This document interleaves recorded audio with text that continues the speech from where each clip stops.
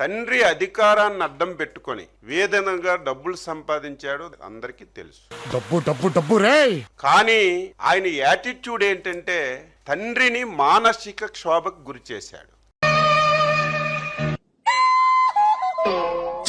నిరంతరం ఇంట్లో ఏ విధంగా గొడవ పడ్డారో ఆయన ఈ రాష్ట్రంలో ఉంటే అనునిత్యం అనేకమైనటువంటి సమస్యలకి ఆజ్యుడవుతున్నాడు. నన్ను వదిలించుకోవడానికి అంత తప్పు నువ్వేం చేసావేంటి?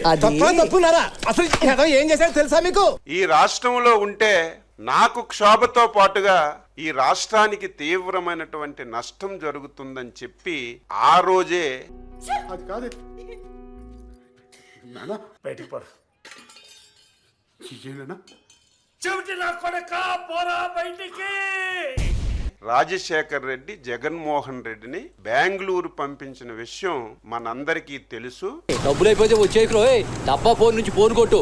పోయిరా పోయిరా. అది కూడా మీరు నేను చెప్పడం కాదు, ఆ రోజున్నటువంటి సీనియర్ కాంగ్రెస్ నేత రోషయ్య గారు పాత్రికేయుల ముందు చెప్పిన విషయాన్ని నేను గుర్తు చేస్తున్నాను. అంటే ఏ విషయం ఏమిటని నాకు తెలియదు, కానీ ఒక సందర్భంలో ఆమెగారు కూడా నాతో అన్న